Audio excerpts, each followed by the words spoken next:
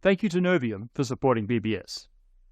We are almost certainly the first technological civilization on Earth. But what if we're not? No, we are. But how sure are we, really?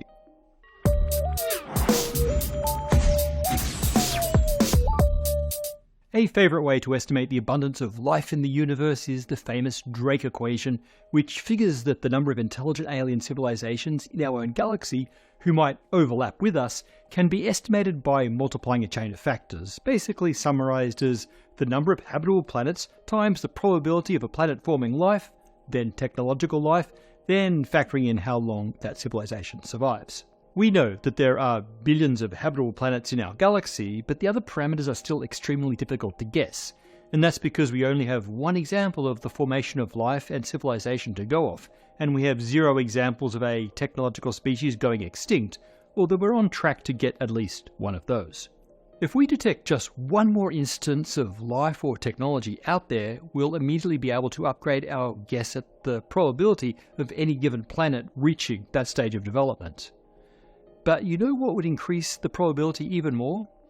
If we saw that it happens twice on the same planet. There's an extremely loose piece of evidence, not even evidence, maybe just a teaser, that life may have started independently twice on Earth. There's this zircon crystal found in the west of Australia that contains a tiny speck of carbon that looks like it was filtered through a living metabolism. It has a characteristic higher proportion of carbon-12 versus carbon-13 that plants breathe out.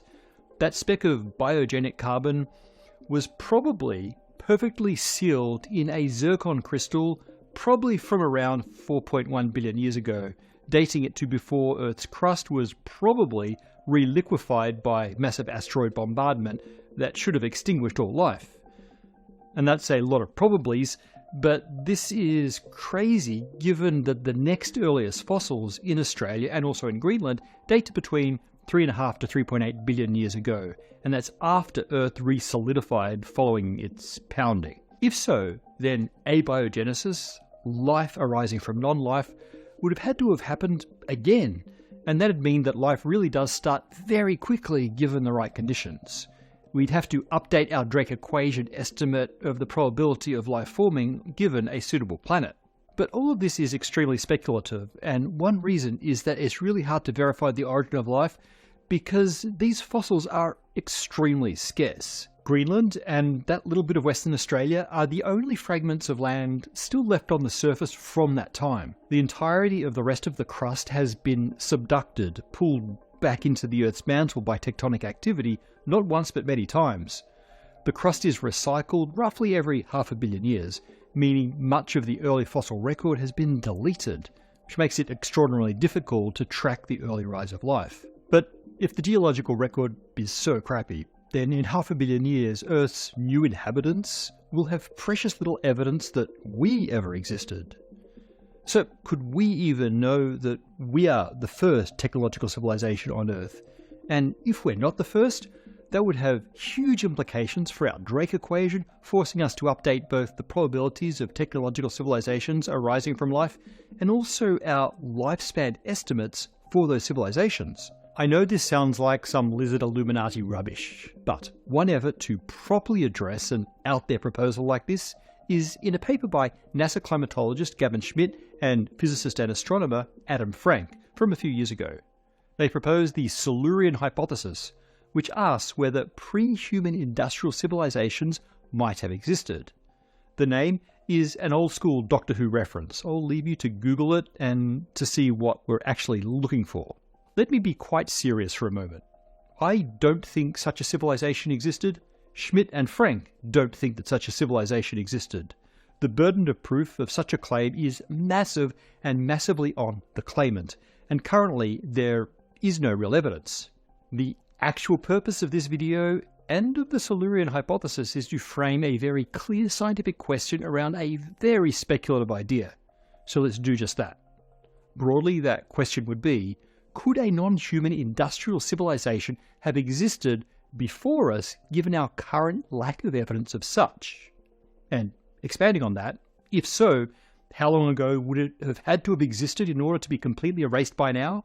And what traces of such might still exist that we could now look for.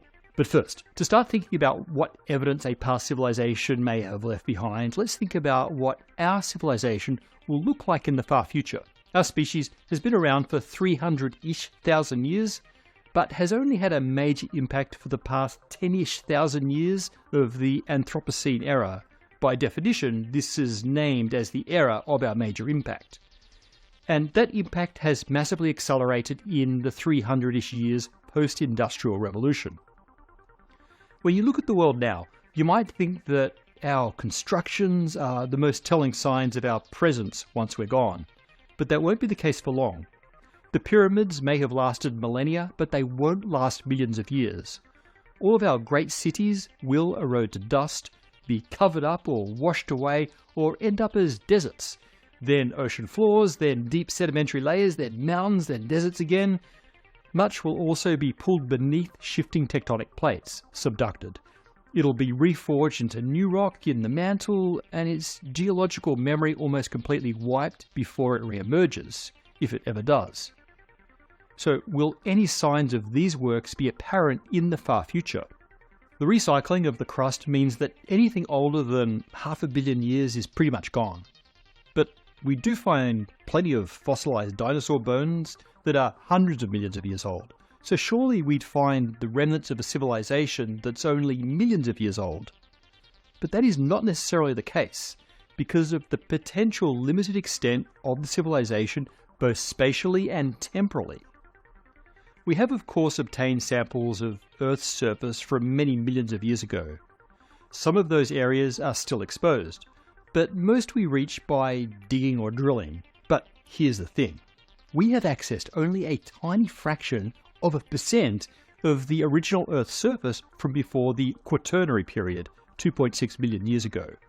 And modern urban land coverage is less than 1% of Earth's surface today. So if a civilization just like us existed a few million years ago, it's extremely unlikely that we today would have stumbled on their physical remnants. That includes cities and artifacts, but also fossils. The fossilization rate is so low that we've only discovered a small fraction of the species that ever existed. Remember that the dinosaurs roamed the Earth from around 240 to 65 million years ago.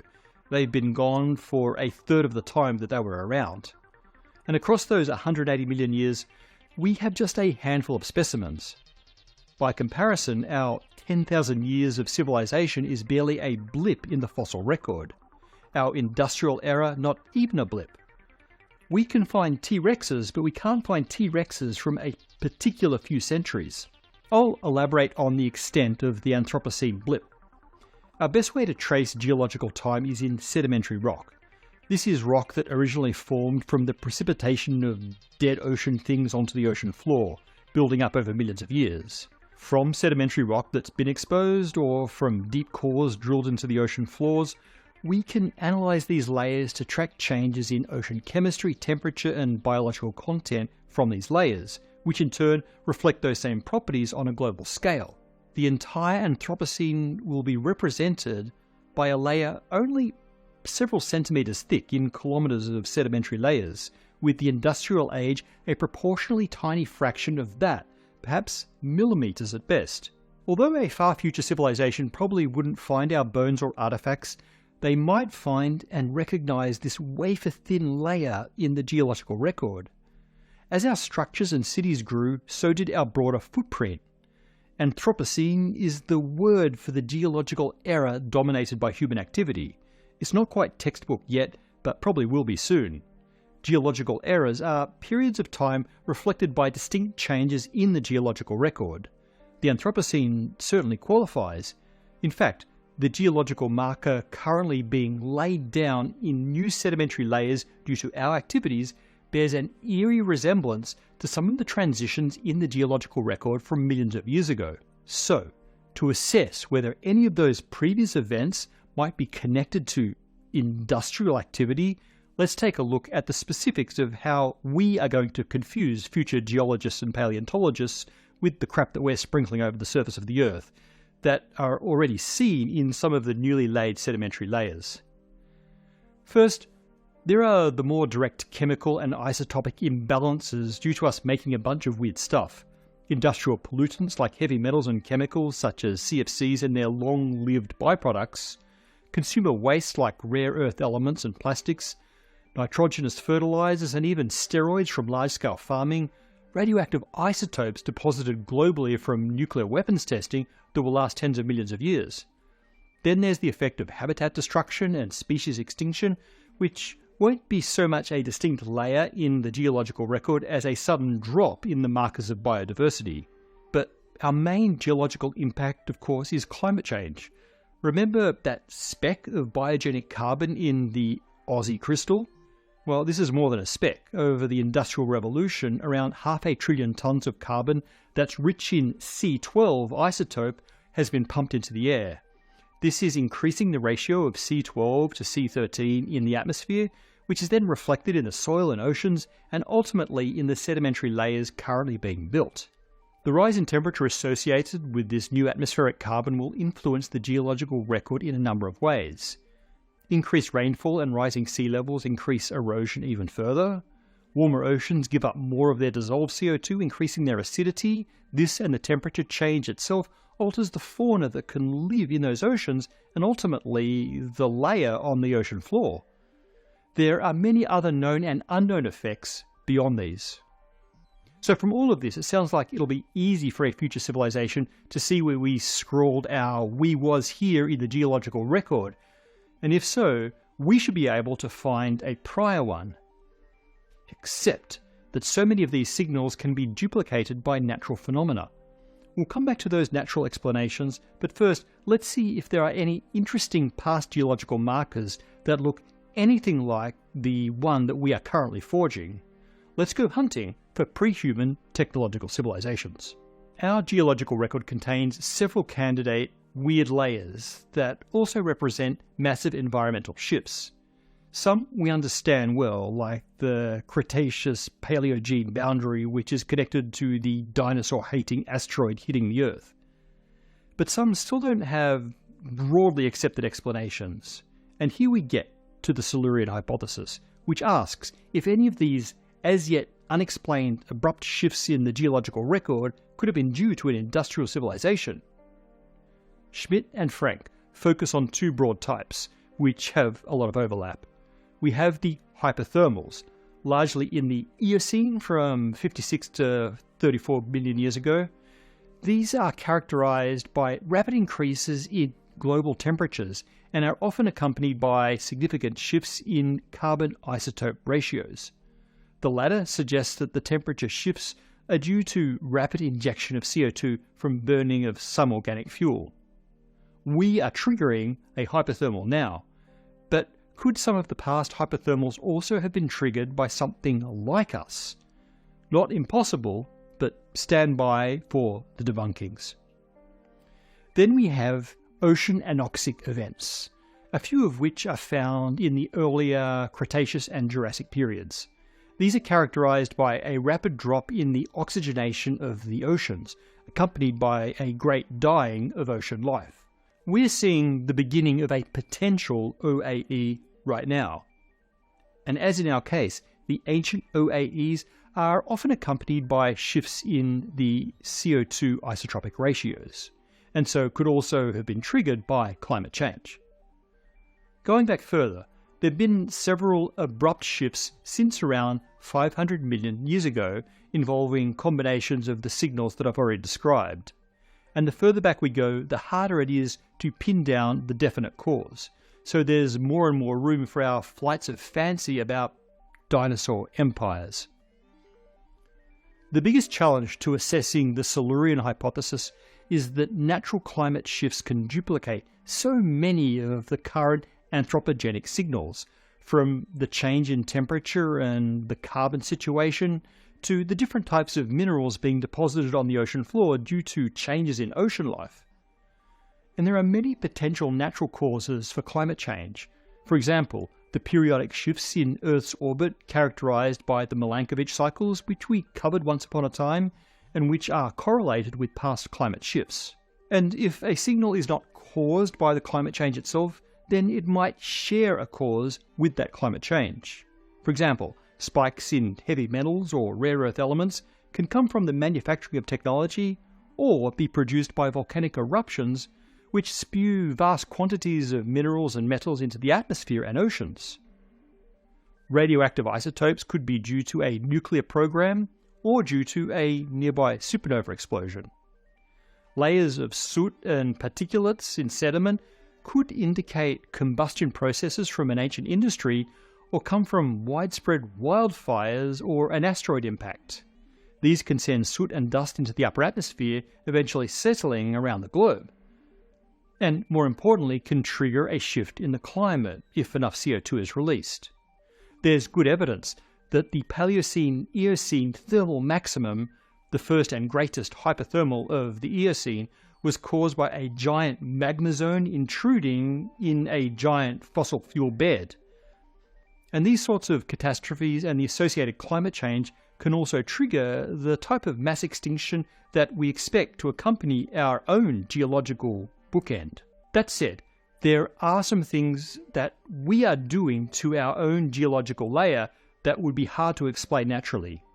Some of the long-lived synthetic chemicals really have no known natural source, like some of these industrial fluorides. There are things like the chirality of molecules, the left or right-handedness of their symmetry that is strongly one-way in nature but random in our industrial production. I should also point out that past sudden climate shifts appear to have been significantly less sudden than our own. So if we found a shift that had occurred on a timescale of centuries rather than tens of thousands of years, that might be an indication. Speaking of timescales, we have a bit of a paradox here. A civilization which perished due to climate change would leave such a narrow record that it might be invisible. On the other hand, a much longer-lived and so presumably environmentally sustainable advanced civilization might produce minimal ecological disruption over millennia and so would be similarly almost invisible.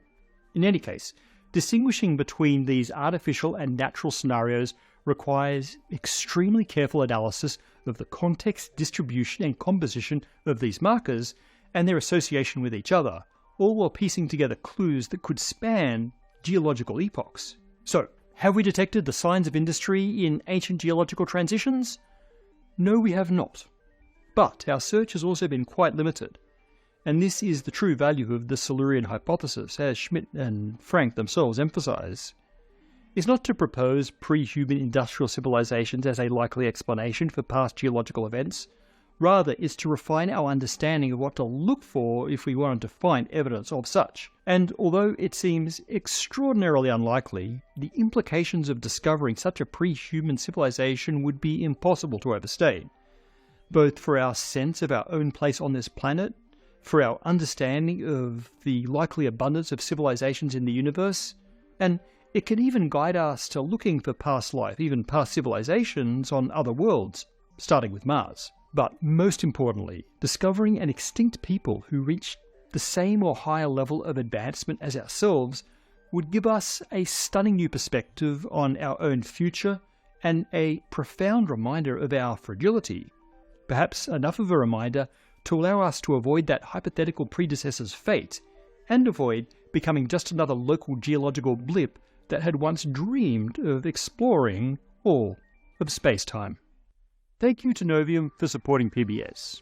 Inspired by space, the Novium HoverPen 2.0 Interstellar Edition is a high-end pen designed to defy gravity at a 23.5 degree angle to be a subtle reminder of our home planet's axial tilt. Whether writing physics formulae or taking notes on your favourite show, the HoverPen is available in Starlight Silver, Mars Magma and Neptune Blue.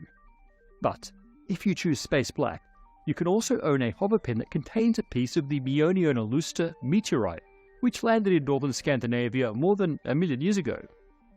Each meteorite fragment is accompanied by a stainless steel certificate certifying its origin. Novium offers worldwide shipping and gift options are available. There's a link in the description to learn more.